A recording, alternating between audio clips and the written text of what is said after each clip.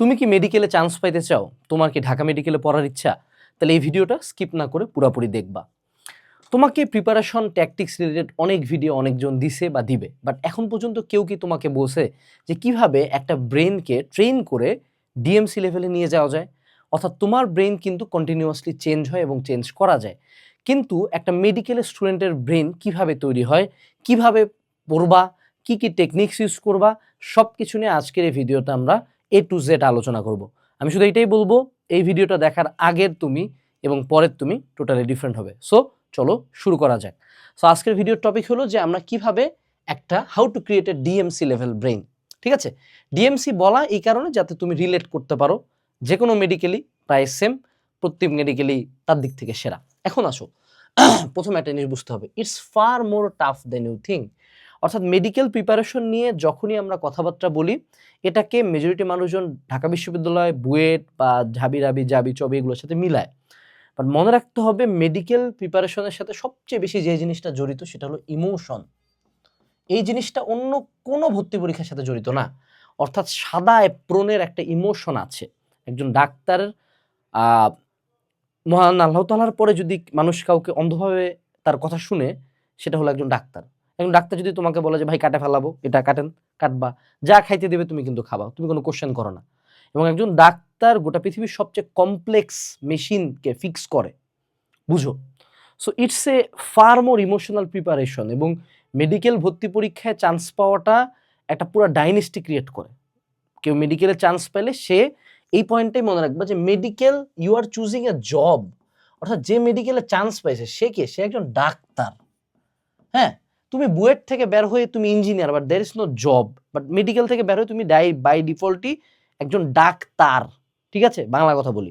অর্থাৎ অন্যান্য সকল জায়গায় ভর্তি পরীক্ষায় তুমি একটা ইউনিভার্সিটি চুজ করো, বাট একমাত্র মেডিকেলে তুমি একটা চাকরি চুজ করতেছো। হ্যাঁ, ডাক্তার থেকে তুমি সকল জায়গায় মুভ করতে পারবা, বাট 90% মানুষ কি ডাক্তারই থাকে। So there is a difference, যে মেডিকেল ভর্তি পরীক্ষা বেসিক্যালি একটা চাকরির পরীক্ষা, ওয়ান কাইন্ড অফ একটা চাকরির পরীক্ষা। So there are huge amount of emotions involved, যার কারণে ঢাবির জন্য একটা মানুষ পড়ে, কিন্তু মেডিকেলের জন্য একটা মানুষ মরার মতো পড়ে। দ্যার ইজ এ ডিফারেন্স, যে তুমি যখন কম্পিটিশনটা করো, আমরা যত স্টুডেন্ট পড়াইছি, মানে আমরা দেখি মেডিকেলের প্রিপারেশন নেওয়া মানুষজন ম্যাক্সিমাম অ্যামাউন্টে পড়ে, মানে আমরা অ্যাভারেজ টাইম পাই 10 hour প্লাস। এটা একদম মানে মিনিমাম, এটা পড়ে মিনিমাম। আমরা এমনও স্টুডেন্ট পাইছি 17 ঘন্টা 18 ঘন্টা পড়ছে। মানে এই জিনিসগুলো শুনে আনবিলিভেবল লাগলেও জিনিসগুলো ট্রু। এবং তোমার যদি বিলিভ না হয়, তোমার পরিচিত কেউ মেডিকেলে চান্স পায়ে থাকলে তাদেরকে পার্সোনালি জিজ্ঞেস করবা। কারণ টডকাস্টে মানুষজনকে স্ক্রিপ্ট দিয়ে দেওয়া হয় যে ভাই এটা বলেন, বাট পার্সোনালি জিজ্ঞেস করবা যে কি পরিমাণে তারা পড়াশোনা করছে। So medical is far more tough. হ্যাঁ, এটাও সত্য, মেডিকেলের সিট কত? মোটামুটি 4K to 5K, পরীক্ষা দেয় 1 লাখ। সো তুমি বুঝতেই পারতেছো যে এটার ইনটেক রেট মাত্র 4%-এর কাছাকাছি। সো 100 জনে 4 জন চান্স পাবে। এর মধ্যে আবার মেডিকেলের সেকেন্ড টাইমও আছে, অর্থাৎ তোমাকে বেশ কিছু মানুষজনের সাথে কম্পিট করতে হবে যারা 2বার পড়াশোনা করে আসছে। একবার পড়ছে তোমার মতো করে, আরও একবার পড়ছে। So medical is far more tough than it seems. Okay, দ্বিতীয় যে পার্টটা আমাদেরকে জানতে হবে যে একটা ডিএমসি ব্রেন, হ্যাঁ, একটা ডিএমসি লেভেল ব্রেনের আসলে মেইন ক্যারেক্টারিস্টিকগুলা কি কি? ঠিক আছে, কি কি বৈশিষ্ট্য আসলে তাকে মূলত ডিফাইন করে? প্রথম যে বৈশিষ্ট্যটা, এবং এটাই হলো মানে এটা হলো 90%, সেটা হলো এক্সট্রিম অ্যামাউন্ট অফ মেমোরি। মুখস্থ করার ক্ষমতা বা মনে রাখার ক্ষমতা, মেমোরি। অর্থাৎ যে ডিএমসি বা এইসব জায়গায় পড়বে তার মেমোরি লেভেল হবে এক্সট্রিম। এখন তুমি বলতে পারো যে ভাইয়া 26 সালে আসে মুখস্থর উপর নির্ভরতা কেন? তুমি সিম্পলি চিন্তা করো, একটা রুগী খুব ইমার্জেন্সি অবস্থায় তোমার কাছে আসে, ইনস্ট্যান্ট মানে ধর পড়াচ্ছে, 10 মিনিটের মধ্যে তুমি তাকে বাঁচাবা। এই মোমেন্টে কিন্তু অ্যানালাইজ করে, ম্যাথ করে, বই দেখে, বই পড়ে, নেট ঘাটে অপশন নাই। তোমার মাথায় ইনফো থাকবে, তুমি ইনস্ট্যান্টলি কোনো একটা ডিসিশন নিবা, হয় লোকটা বাঁচবে, মহান আল্লাহ তাআলা বাঁচার সুযোগ দিবে, না হয় বাঁচবে না, দ্যাটস ইট। সো মেডিকেলে তোমার ডিসিশন মেকিংটা হইতে হবে এত র্যাপিড, এবং তুমি বুঝতেছো যে একটা মানুষের সিম্পলি জাস্ট চোখ নিয়ে, বাবা চোখ নিয়ে যদি তুমি পড়া শুরু করো, তুমি 10 বছরে শেষ করতে পারবে না। চোখই এত ডিটেলড, তুমি কল্পনা করতে পারবে না যে আমাদের বডিটা যে মহান আল্লাহ তাআলা এমন বানাইছে, ইট ইজ আনবিলিভেবল। মানে মানুষ যদি আজকের দিন থেকে আগামী 1 বিলিয়ন বছর চেষ্টা করে, 1 বিলিয়ন উইথ এ বি, কিয়ামতের আগের দিন পর্যন্ত চেষ্টা করে যে একটা মানুষের সিম্পলি মানে মানুষের কমপ্লেক্সিটিতে একটা ব্রেন বানাবো, ওডিও পারবে না, পসিবলই না। ঠিক আছে? সো ওরকম একটা কমপ্লেক্স জিনিস নিয়ে যখন আমাকে কাজ করতে হয়, আমাকে প্রচুর প্রচুর জিনিসপাতি মনে রাখতে, এবং একজন ডাক্তার শুধুমাত্র হিউম্যান বডি মনে রাখে না, ওই হিউম্যান বডিতে কোন পদার্থ কি ওষুধ অ্যাড করলে কি হবে সেটা মনে রাখতে হয়, কি কি কেসে এক্সেপশন সেটা মনে রাখতে হয়। তো সো তুমি চিন্তা করো একজন ডাক্তারকে কি অ্যামাউন্ট অফ ইনফরমেশন তাই মাথার মধ্যে ক্যারি করতে হয় এবং সেগুলো র্যাপিডলি অ্যাপ্লাই করতে হয়। So that's why your memory needs to be very sharp. But the best part is, তুমি যদি বলো ভাই আমার মেমোরি দুর্বল, তাহলে মিথ্যা কথা। মনে রাখবা মেমোরি, হ্যাঁ কিছু মানুষজন জন্মগত বেটার মেমোরি নিয়ে জন্ম নেয়, but you can train yourself to have a better memory, সেটা আমরা সামনে আলোচনা করব। দ্বিতীয় যেটা সেটা হলো ফাস্ট ডিসিশন মেকিং। মেডিকেল ভর্তি পরীক্ষা আমাকে 60 মিনিটে 100টা এমসিকিউ দাগাইতে হয়। অন্যান্য যে কোনো ভর্তি পরীক্ষার চেয়ে এই টাইমটা খুবই লেস, খুবই লেস। অর্থাৎ টাক টাক টাক টাক করে দাগায় আসতে হয়, মানে বুঝে ওঠার আগে এক্সাম শেষ। ঠিক আছে? সো এটা কেন করা হয়? এই যে সিচুয়েশনটা বললাম যে একজন ডাক্তার কোন অবস্থায় কাজ করবে রে ভাই, একটা মানুষ মরতেছে, ধরো সার্জারি করতেছো, এটা কাটতে যায় মনে করো হঠাৎ করে ব্লিডিং শুরু হয়ে গেছে, থামে না রক্ত, ওই সময় একটা ডাক্তারকে ডিসিশন নিতে হয় যে কি করবো এই রোগীটার সাথে, what should I do. So that's why your decision making should be fast in the OT or in the medical exam. ঠিক আছে? তুমি রিলেট করতে পারবা যে মেডিকেলের প্রিপারেশন আর ডাক্তারি প্রিপারেশনের মধ্যে মানে কোরিলেশনটা কি। এরপর হলো ফিল্টারিং এবিলিটি। দেখো এই যে যখন তুমি একটা হসপিটালে যাও, মানে তোমার যদি বিলিভ না হয়, তুমি সিম্পলি তোমার জেলা সদরে বা ঢাকা মেডিকেল কলেজের ইমার্জেন্সি ওয়ার্ডের সামনে বেশিক্ষণ 10 মিনিট দাঁড়ায় থাকবা, চোখ কান খোলা রেখে ফোনটা পকেটে ঢুকে 10 মিনিট দাঁড়ায় থাকবা। এত পরিমাণে সাউন্ড, কেওস, চিল্লাচিল্লি, কেউ মারা যাচ্ছে, কেউ ঢুকতেছে, মারামারি, এ আসছে, এই নাই ওই নাই, কান্নার রোল, মানে you will be fucked, mentally fucked. একজন ডাক্তারকে কি সিচুয়েশন পার করতে হয় যে একজন মরতেছে, একটা রুগী মরে গেল, আরেকটা রুগী ওখানে ধর পড়াচ্ছে, এ মরে গেছে, এটা নিয়ে কান্দারও টাইম নেই, ওকে আমাকে বাঁচাইতে হবে। থিঙ্ক অ্যাবাউট দ্যাট সিচুয়েশন, যে মা বাচ্চা হচ্ছে, মা মরে গেল, ওই বাচ্চাটাকে এখন বাঁচাইতে হবে। এটা দিলে তো আমার গায়ে গুজবাম্প উঠে যায়, মানে লোম কাটা দিয়ে উঠে। যে তুমি চিন্তা করো, সো ইউ হ্যাভ টু মানে ফিল্টার ইনফরমেশন, যে না মাথার মধ্যে অনেক কিছু চলতেছে, ওকে এগুলা এটা এটা এটা এটা এটা এটা বাদ, ওকে এখন আমি এটাতে ফোকাস করি, ওকে এই রুগীটা বাঁচবে আগে, আচ্ছা আগে ব্লিডিংটা অফ করি, দেন দেখি তার ভাইটালস ওকে করা যায় কিনা। So that's a doctor.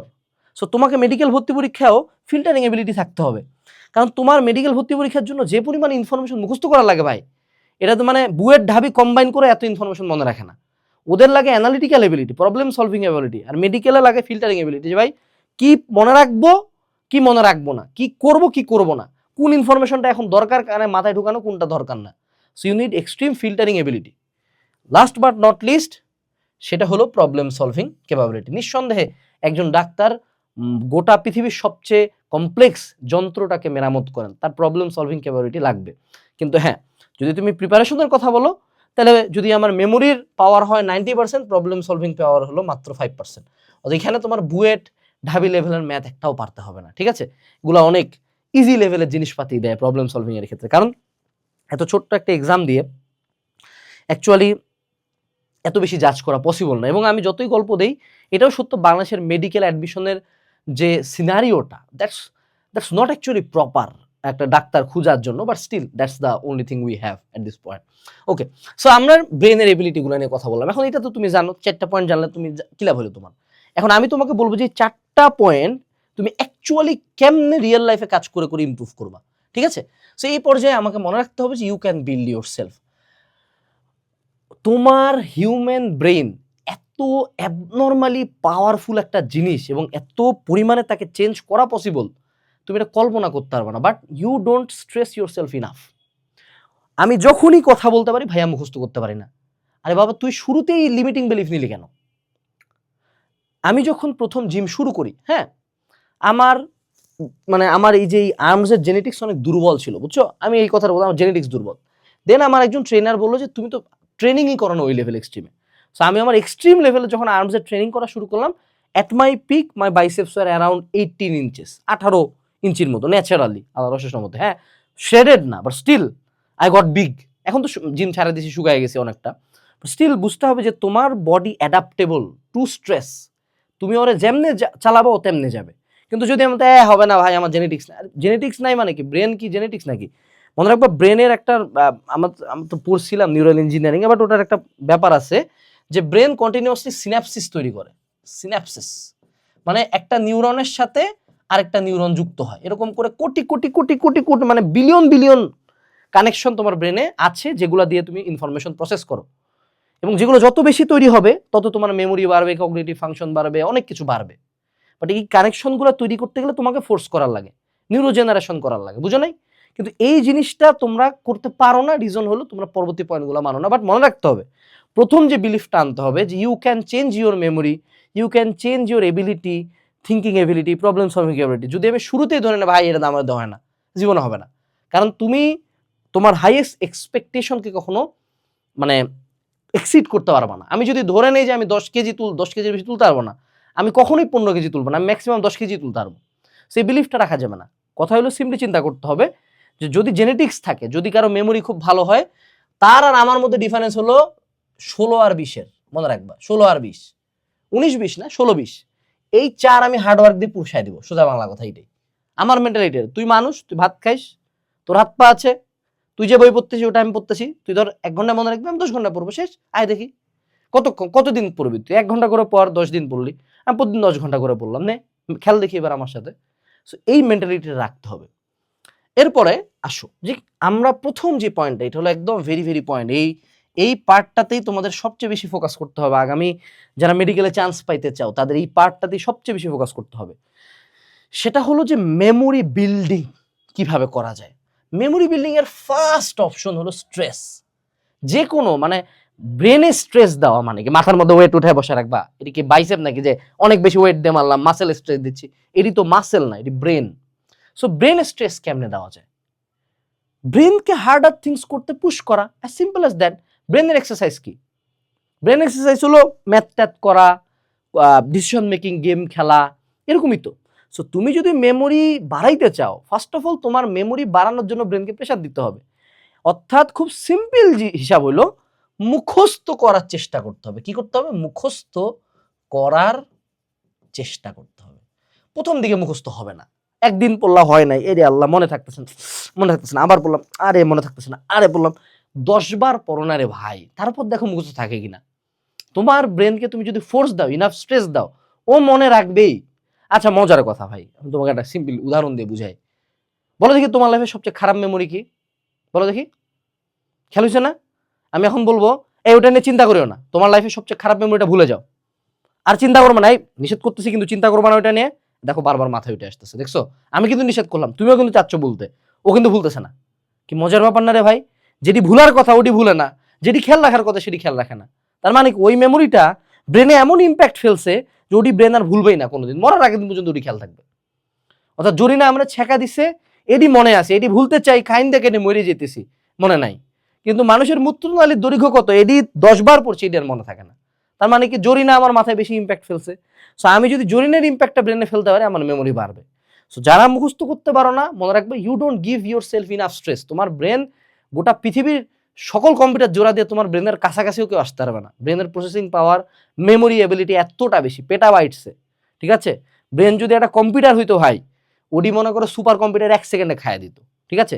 এই যে আমি কথা বলতেছি, একসাথে যে কতগুলো অপারেশনস ব্রেন চালাচ্ছে, এটা তুমি মানে একটা কম্পিউটার দিয়ে যদি প্রসেসিং করতে না, ফাটে যাইতো কম্পিউটারটা, 2 সেকেন্ডে বাস্ট হয়ে যেত। আল্লাহ এটা তোমার মাথায় ফ্রিতে দিয়ে রাখছে। So believe in your self. এরপরে আসো, সেটা হলো যে টেকনিক্স। অনেক প্রকার মেমোরি বিল্ডিং টেকনিক্স আছে।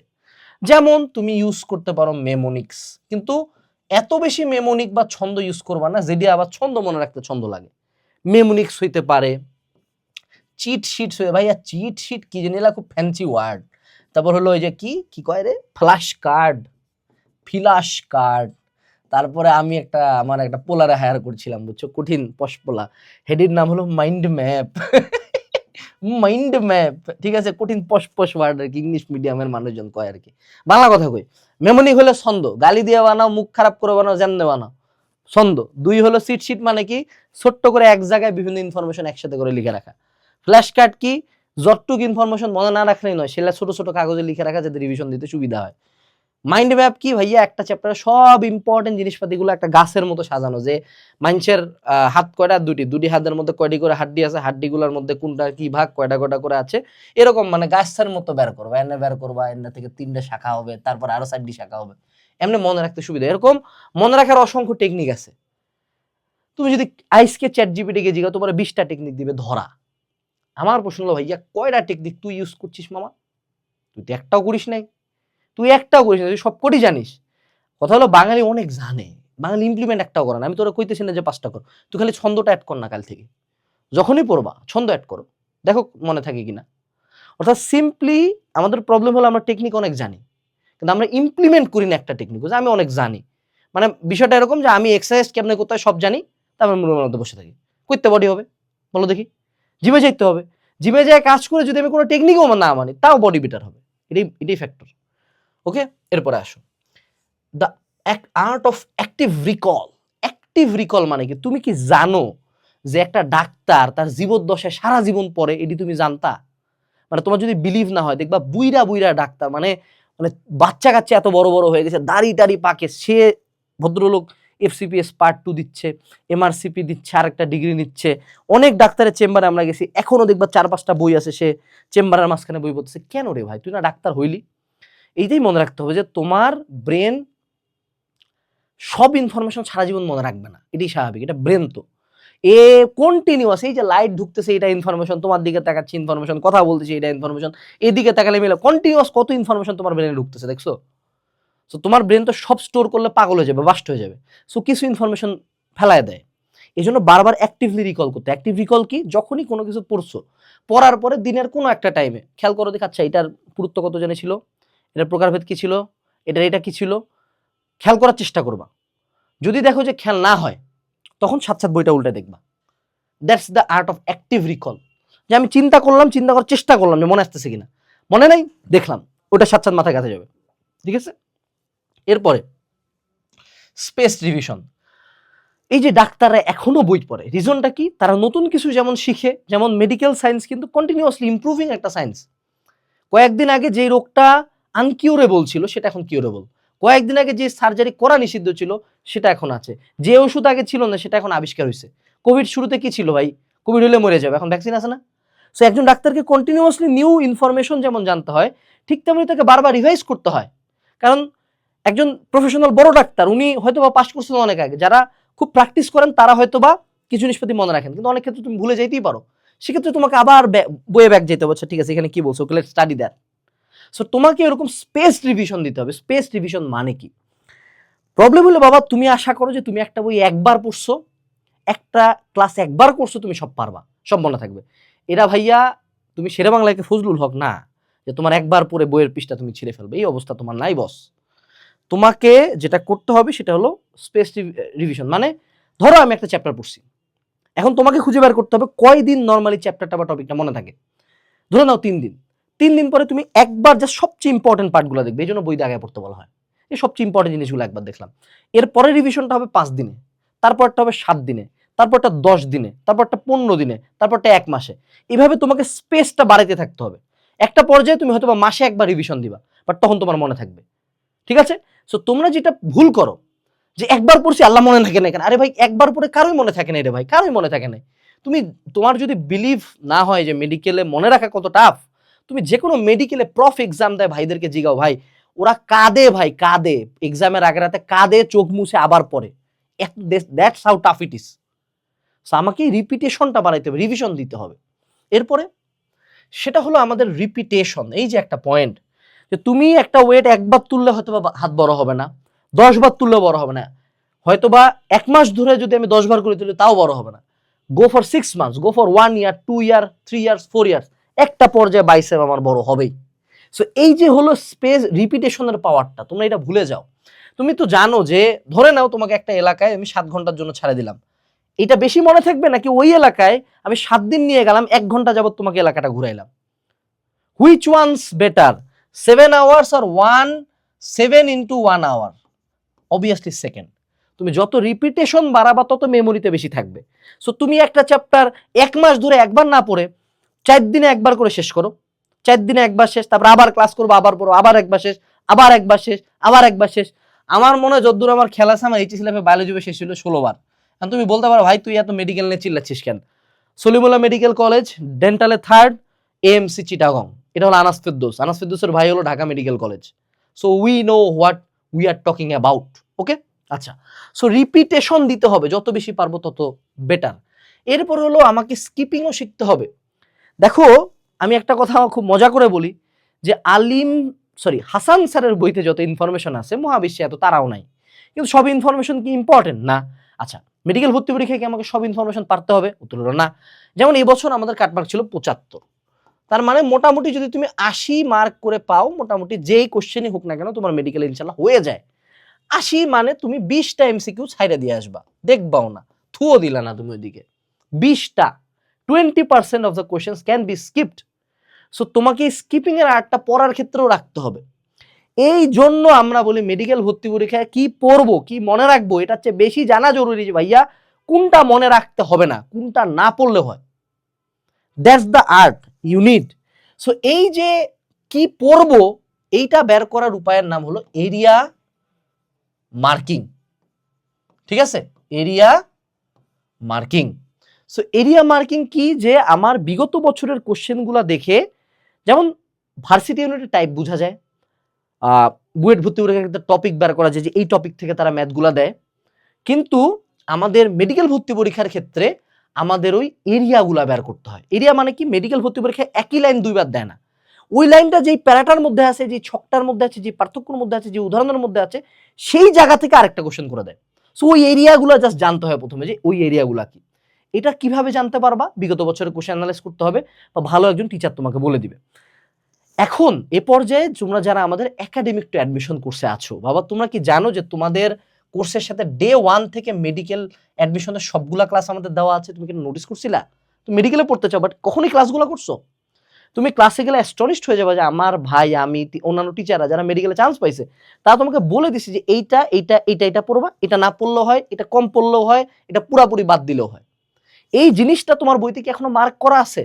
কারণ তুমি যত টেকনিক্স অবলম্বন করো তোমার সব মনে থাকবে না, কখনোই মনে থাকবে না, কখনোই না, তুমি যত বড় যে হও না কেন। সো তোমাকে ওই জিনিসগুলো মার্ক করে ফেলতে হবে যে এগুলা এগুলা আমরা পড়বো না, এগুলা এগুলা আমাকে পড়তেই হবে, এগুলা এগুলা একটু কম পড়লেই হবে। So that why you need area marking. আমরা মনে হয় এইচ কোর্সের একাডেমিক টু অ্যাডমিশন কোর্সটা বাংলাদেশের একমাত্র কোর্স ভাই যেখানে ডে 1-এ একাডেমিক ক্লাস থাকে, টেস্ট পেপার সলভিং ক্লাস থাকে, ভার্সিটি, মেডিকেল, ইঞ্জিনিয়ারিং 3টার অ্যাডমিশন ক্লাস থাকে, কোশ্চেন ব্যাংক সলভিং ক্লাস থাকে ওগুলারই, এবং এক্সামসও আছে। ইভেন তুমি যদি এরিয়া মার্কিং করতে চাও, তোমাদের হলো মার্কেটে মেডিকেল ভর্তি পরীক্ষার অনেক বই আছে, তুমি আমাদের এই বইটা পড়তে পারো। আমাদের এই বইটাতে কোনো টেকনিক মেকনিক কিছু নেই, বাজারে যে কয়টা রাইটার আছে সবগুলো রাইটারের সবচেয়ে ইম্পর্টেন্ট এরিয়াগুলো একসাথে লিখে দিছি। মূল বইয়ের পাশাপাশি এখান থেকে যা পড়বা তাই হবে ইনশাল্লাহ। 80% বা 75% পাস কমন থাকবে। এবং তোমরা যারা এই বইটা নিতে চাও ডেসক্রিপশন চেক দিও। আর একাডেমিক টু অ্যাডমিশন কোর্সে দেখবা ইউনিভার্সাল লেকচার শিটে একটা পার্ট আছে, মেডিকেল পার্ট, ওইটাই হলো ওই জিনিসটা, ওই এরিয়া মার্কিং করাটা আছে। ভাই কোর্সে যারা আছো তোমরা তো প্রায় 13-14 হাজার মানুষজন আছে এই ভিডিও যারা দেখবা, ওইটাই ইউজ কর না বাপ, ওটাই এখানে বলতেছি আছে কোর্সের মধ্যে অলরেডি। যারা এনরোল করতে চাও কমেন্ট চেক দিও। এরপর আসো, সেটা হলো যে স্কিপিং পর্যন্ত কথা বলছি, এবং আরেকটা যে জিনিসটা নিয়ে আমাদেরকে এখন কথা বলে যে আমাদের সোর্স ম্যাটেরিয়াল সিলেকশন নিয়ে কথা বলতে হবে। যখনই মেডিকেল ব্রেনের কথা আসে, মেডিকেল ভর্তি পরীক্ষায় বেসিক টেন্ডেন্সি হলো প্রচুর রাইটার পড়া। I see no wrong in there, এখানে আমার কোনো আমি ভুল দেখি না, পড়তে হবে প্রচুর writer. But what about the main things? তুমি জানো যে তুমি সিম্পলি, আমি তোমাকে কটা রাইটারের নাম বলি। প্রথমে হলো মেইন রাইটার, আজমল স্যারের second paper, Hasan sir, Ishaq sir, আর কি বলো দেখি, হাজারি স্যার। এই চারটা হলো একদম মেইন বাপ। এটা হলো বাপ, আমার বাপের সময় বাপ ছিল, তোমার পোলার বেলাও বাপ থাকবে, তোমার নাতির বেলা এরাই বাপ থাকবে। অর্থাৎ এদের থেকেই মেডিকেল 80-90% কোশ্চেন অলওয়েজ করবে। বাঙালির প্রবলেম হলো বাঙালি নিজেকে ওভার এস্টিমেট করে, আন্ডার এস্টিমেট করে না, ওভার এস্টিমেট, যে আরে একটা বই পড়া কোনো ব্যাপার নাকি রে ভাই, আমি পড়বো 4টা, আজমলের সাথে অ্যাড হবে। আমি তোমাকে সাব রাইটার গুলার নাম বলি, এক্সট্রা রাইটার গুলার নাম বলি। আজমলের সাথে সে আলিম অ্যাড করে, হাসান স্যারের সাথে সে হলো আবার আজমল স্যারের ফার্স্ট পার্ট অ্যাড করে, ইসাক স্যারের সাথে সে তপন স্যার অ্যাড করে, হাজারি স্যারের সাথে সে কবির স্যার অ্যাড করে। তারপরে এখানে তুমি যদি বাংলাদেশে এই 4টা সাবজেক্টের রাইটার নাম লিখতে চাও, ফিজিক্স কেমিস্ট্রি বায়োলজি 3টা সাবজেক্টের, তুমি 16 থেকে 17টা রাইটার পড়তে পারো। নূরে পারভিন খানম ম্যাডাম আছে, মেঘনাথ সাহা আছে, লিঙ্কন আছে, গুহ আছে, আর কত নিবা বলো? আমি তোমাকে অসংখ্য রাইটারের নাম বলতে পারবো, কিন্তু আমি 2টার বেশি কেন বলতেছি না?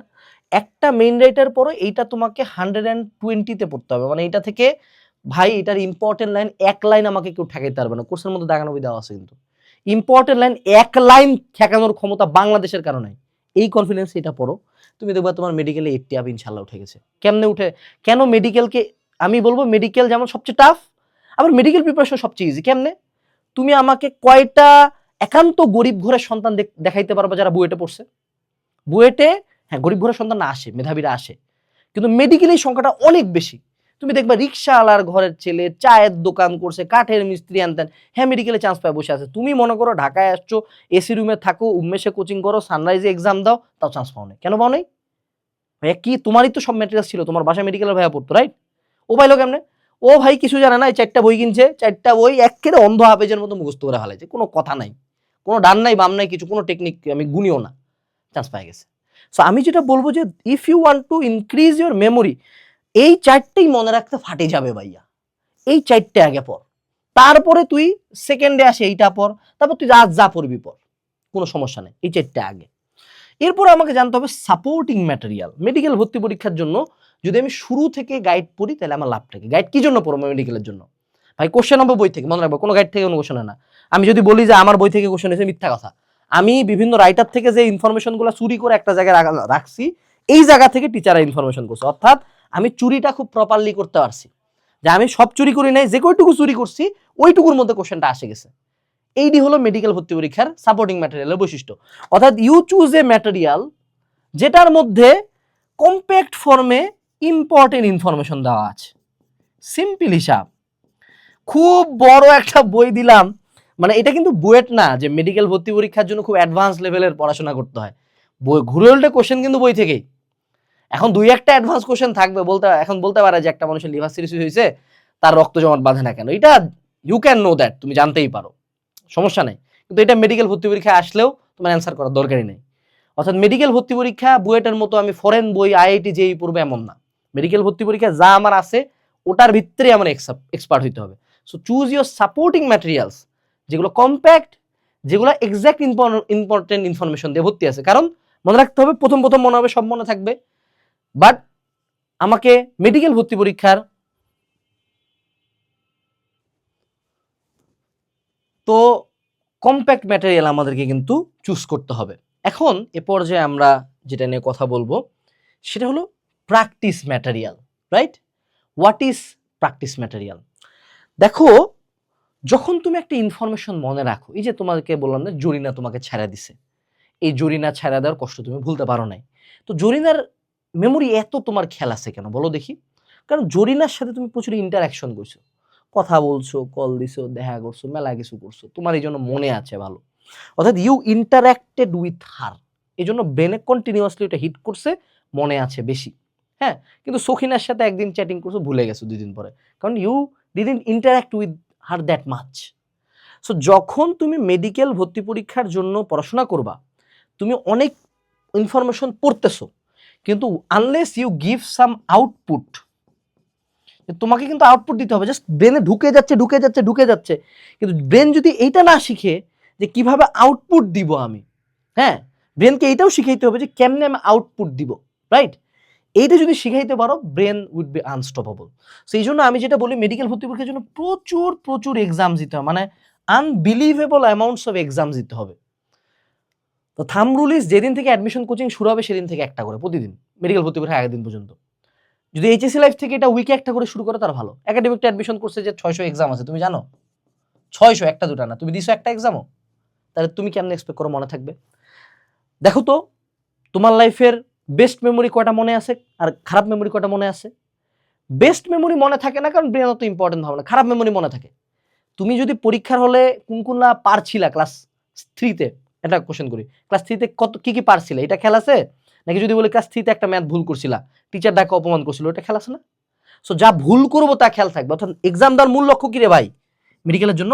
ভুল কি করছি বস, এটা খুঁজে বের করো, ভুলটা ব্রেনে এরকম মেমোরি তৈরি করো যে এটা ভুল করছি, ভুল নিয়ে বসো আলাদা করে, ব্রেনকে খেয়াল করাও যে এটা আমি ভুল করছি, এটা নেক্সট টাইম করবো না, দেখবা মেমোরি আরো শার্প হয়ে গেছে।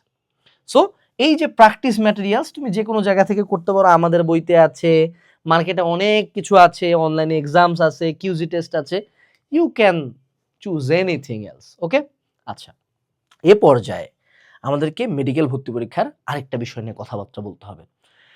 সো আমরা মেডিকেলে দুই টাইপের মানুষজন পাই, যারা অ্যাকচুয়ালি পিওর মেডিকেল মানুষজন, ওরা বায়োলজিকে পছন্দ করে, কোনো সমস্যা নাই এটাতে, কেমিস্ট্রিকে পছন্দ করে, এটাও সমস্যা নাই। সমস্যাটা তখনই শুরু হয় যখন তারা ম্যাথ পড়ে না, বাংলাও পড়ে না, ইংলিশও পড়ে না, ও হঠাৎ করে নিজেকে চিন্তা করে যে আমি ডিএমসির সামনে অ্যাপ্রন পরে দাঁড়ায় আছি। I can assure you this, যারা ঢাকার 4টা মেডিকেল, স্পেসিফিক্যালি ঢাকার 4টার কথাই বলি, কারণ এটাই তো সবার লক্ষ্যই 4টা থাকে, যত গল্পই দাও 4টাই সবাই প্রথম টার্গেট করে, এই 4টা, right?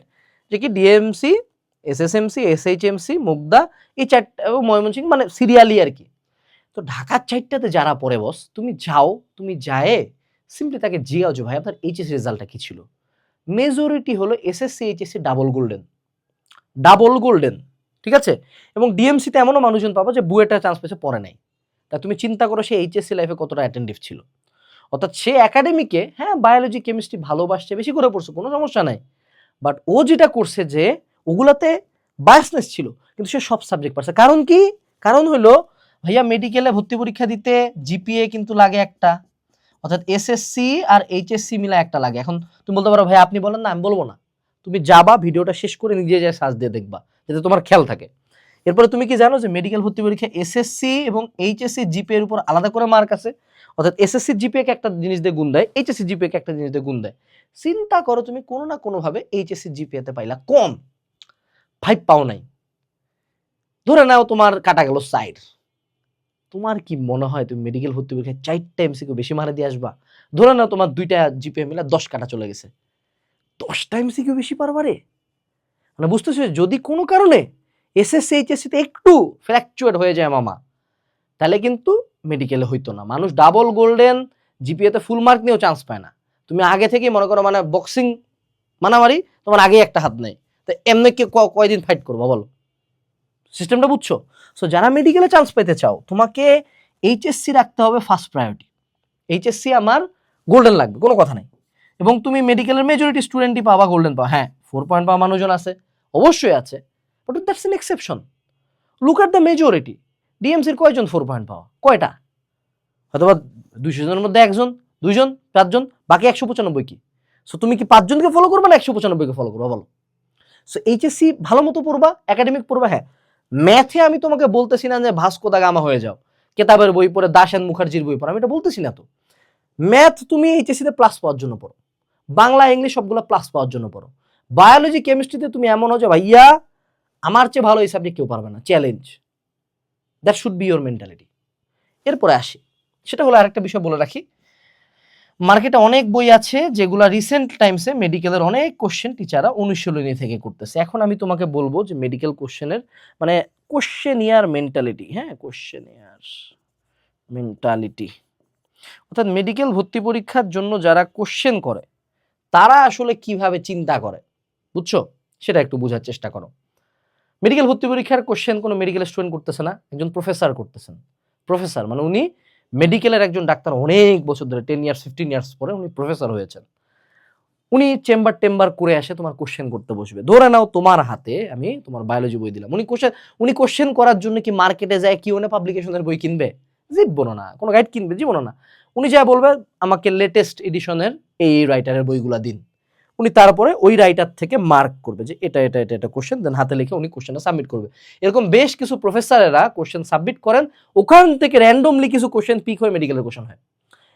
Now think about it, যে তুমি যদি মেডিকেলের একজন প্রফেসর হইতা, তুমি কোন ইনফরমেশনটা থেকে কোশ্চেন করতা?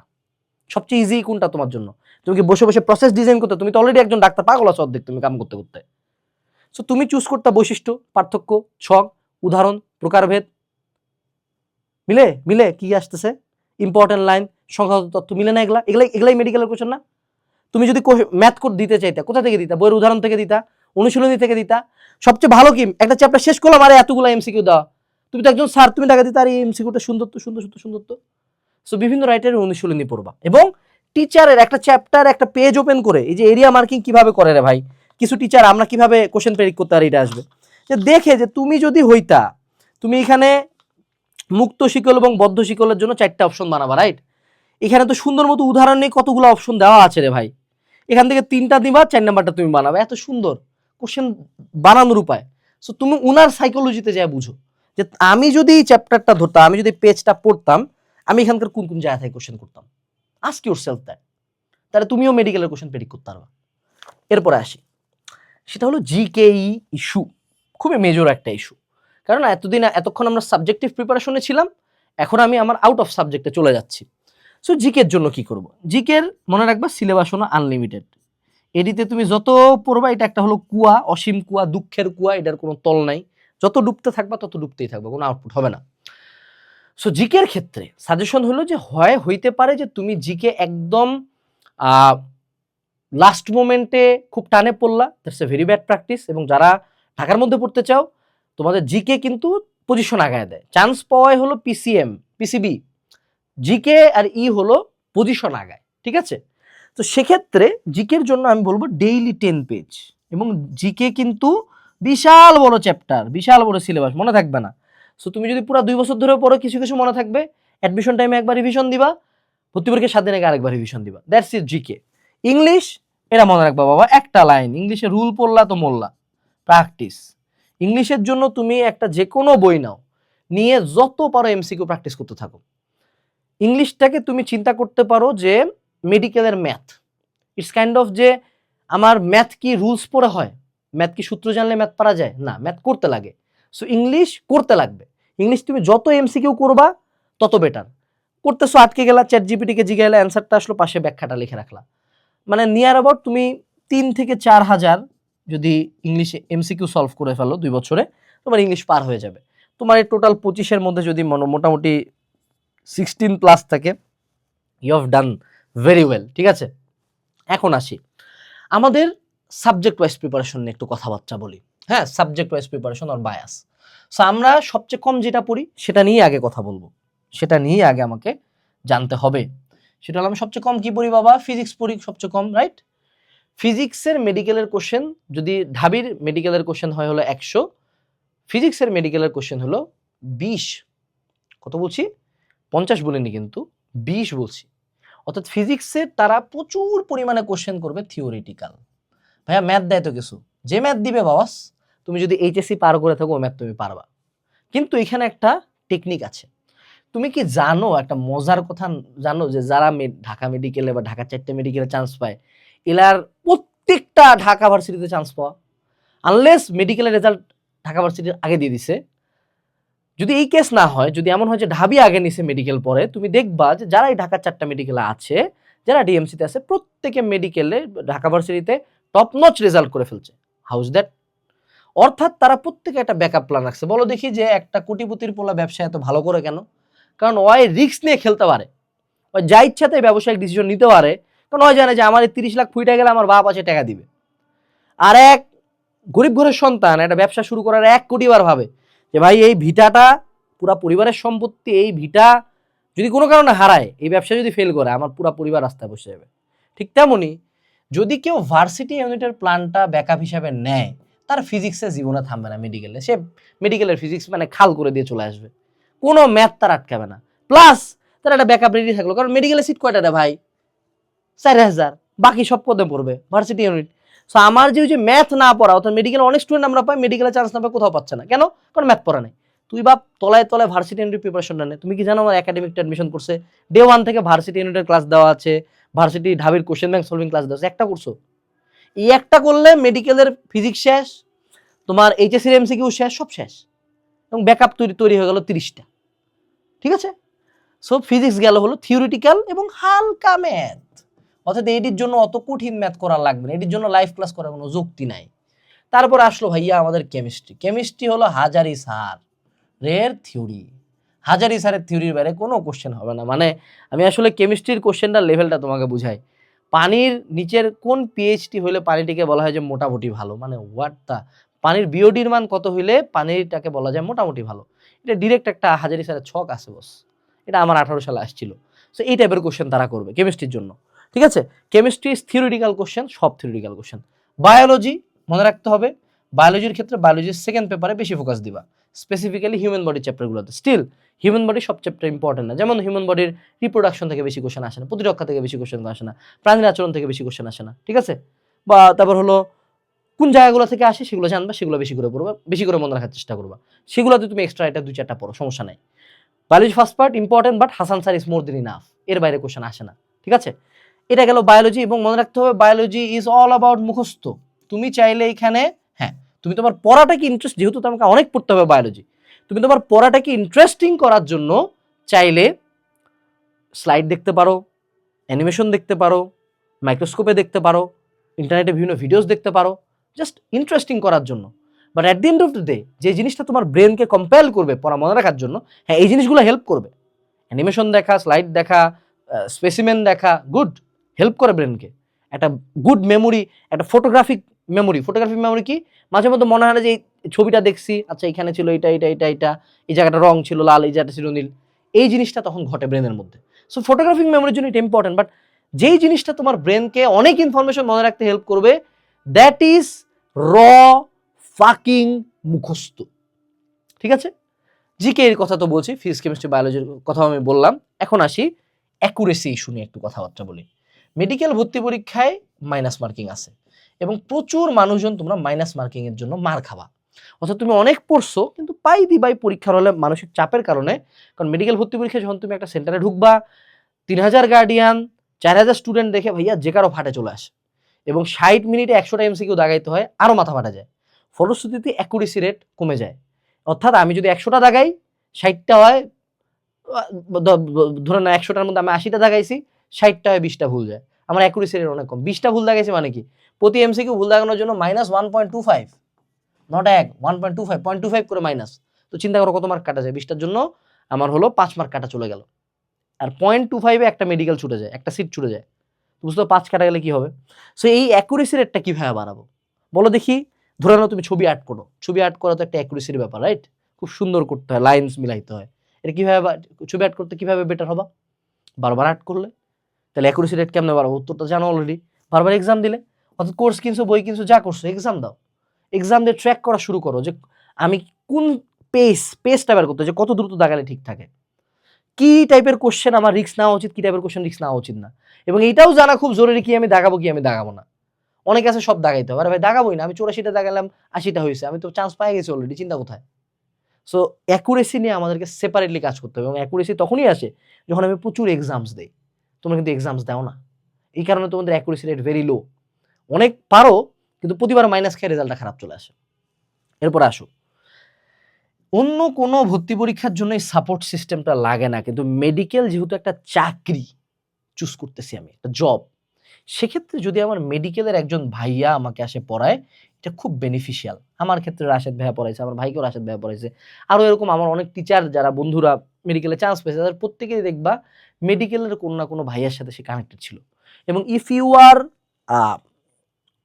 কম্পিটেন্ট ইনাফ, তোমার যদি টাকা থাকে, তুমি মেডিকেলের একজন ভাইয়া শুরু থেকেই নাও, বায়োলজি পড়াবে তোমাকে এবং মেডিকেল টাইমে মেডিকেল জিনিস পড়াবে। সত্য কথা হলো যে এখানে আসলে খুব বেশি টেকনিক্স নাই, কিন্তু ব্রেন এত ইনফরমেশন মনে রাখতে যায়, ব্রেন আসলে চাপে পড়ে যাবে। তুমি আমার বোর্ডটার দিকে তাকাও, অনেকক্ষণ যাবত কথা আমরা বলছি, অনেক কিছু কিন্তু ভুলে যাবা এরপরে, হ্যাঁ? সো যখন একজন ভাইয়া থাকে তাকে অনেক কোশ্চেন করা যায়, বুলশিট কোশ্চেন হলো, ভাইয়া ভালো লাগতেছে না, ভাইয়া মনে থাকতেছে না, এটা আপনি কি করছিলেন, আপনার বেলায় কি হয়েছে, তার স্টোরিগুলো অ্যাকচুয়ালি তোমার ব্রেনকে একটু সুথ করে। ব্রেনের বেশ কিছু কোশ্চেন্স, বেশ কিছু কনফিউশনস, যেগুলো হয়তো স্টাডি রিলেটেডও না, সেগুলো অ্যাকচুয়ালি বেটার করে। সো একজন ভালো মেন্টর খোঁজার চেষ্টা করিও, if you can afford it. আর নাইলে মেন্টর তো আমরা আছি, আমাদের কোর্সে মেডিকেলের প্রচুর পোলাপান ক্লাস নিচ্ছে, যারা বায়োলজির ক্লাস সবগুলো এই বইয়ের ডিএমসি অথবা এসএসএমসি এগুলোর মানুষজনই নিচ্ছে, ঠিক আছে? আচ্ছা, এরপরে আসো, সেটা হলো medical is a repeated marathon. এটা একটা ম্যারাথন, কিন্তু প্রথমে 2 বছর পড়বা, তারপর 3 মাস পড়বা, কিন্তু এটা একটা রিপিটেড ম্যারাথন। অর্থাৎ মেডিকেল ভর্তি পরীক্ষায় যারা চান্স পায় তারা মিনিমাম তার নিজের বইটা 2 বার থেকে 3 বার শেষ করে, এটা ভর্তি পরীক্ষা বসার আগে। এমনও মানুষজন আছে যারা একাডেমিক লাইফে বইটা 2 বার শেষ করে, দেন অ্যাডমিশন টাইমে বইটা 2 বার শেষ করে আবার। কিন্তু মেজরিটি তোমাকে কি শেখানো হয়েছে? একাডেমিক লাইফে 2 বছরে একবার শেষ করবা, অ্যাডমিশন লাইফে 3 মাসে একবার শেষ করবা। এটা হলো suicide. It doesn't work for everyone, specifically যাদের মেমোরি দুর্বল। So it's a repeated marathon. Marathon একবার ধীরে ধীরে ধীরে ধীরে যা শেষ করবা, আবার আসবা, আবার যাবা। অর্থাৎ বই যতবার শেষ করার দিকে ফোকাস করতে পারো করো, তোমার যদি আমার কথা বিলিভ না হয়, আমি তোমাকে জাস্ট সিম্পল একটা অ্যাসাইনমেন্ট দিই। তুমি আমাদের একাডেমিক অ্যাডমিশন কোর্স কিনে তুমি এই যে বইটা অর্ডার করে তুমি সিম্পলি এই বইটা 2 বার শেষ করবা। কয়বার? 2 বার। এবং যত তাড়াতাড়ি পারো, অত ডেপথে যাওয়ার দরকার নেই। 2 বার ঠাড়া মুখস্থ করার চেষ্টা করবা। একবার প্রথমবার তুমি এক্সাম দিবা বইয়ের উপরে, তুমি দেখবা তোমার নাম্বার আসছে 40 বা 50, 30ও আসতে পারে। সেকেন্ড টাইম এক্সাম দিবা, আমি তোমাকে লিখে দিচ্ছি ইনশাআল্লাহ তোমার নাম্বার 60 এর উপরে যাবে। লিখে দিচ্ছি। থার্ড টাইম যাওয়া 70 এর উপরে যাবে। ফোর্থ টাইম যাওয়া 80 এর উপরে যাবে। সিম্পল হিসাব হলো repetition game. Last but not list, যেহেতু মেডিকেল ভর্তি পরীক্ষা আমার মেমোরির উপর হাইলি ডিপেন্ডেন্ট, এখন আমাকে আমার লাইফস্টাইলের মধ্যেও কিন্তু মেমোরির পার্ট আছে। তুমি কি এটা জানো? যে তুমি ধরে নাও, উদাহরণস্বরূপ বুঝায় বলি, ধরে নাও আমরা দৌড় প্রতিযোগিতা দিব, ঠিক আছে? দৌড়ের জন্য আমার কি লাগবে? দম লাগবে, শক্তি লাগবে। তা আমি প্রতিদিন প্রচুর দৌড়াদৌড়ি করি, প্র্যাকটিস করি, তারপরে আমি বিড়ি খাই, মদ খাই, ঘুমাই না রাতে, খাবারও খাই না, ঠিক মতো প্রোটিন খাই না, কই থেকে এনার্জি পাবো? অর্থাৎ লাইফস্টাইলটাও মেমোরির পার্ট। এখন তাহলে মেমোরির লাইফস্টাইল কি কি? First of all digital screen, digital addiction.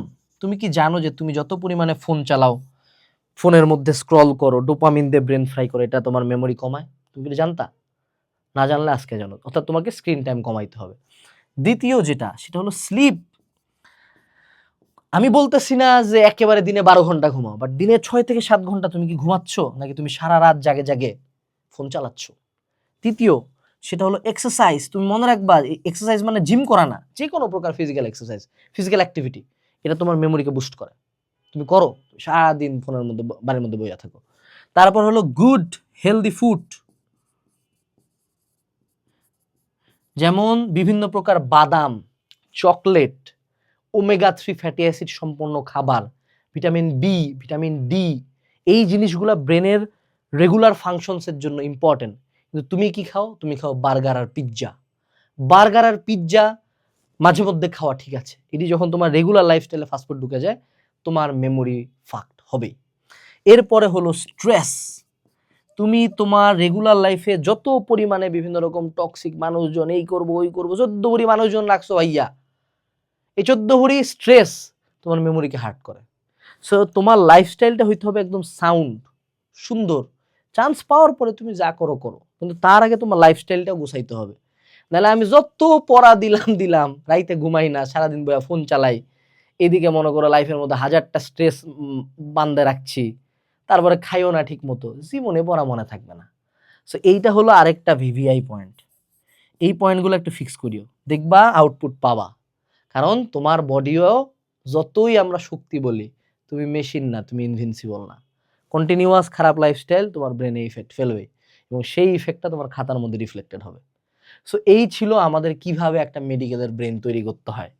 আশা করি জিনিসগুলো ইমপ্লিমেন্ট করবা, এবং মেডিকেলের যারা বই নিতে চাও অবশ্যই আনাস ভাইয়ারটা নিও, বাংলাদেশের 1 নাম্বার কোর্স একাডেমিকটা অ্যাডমিশন কোর্সটা নিও।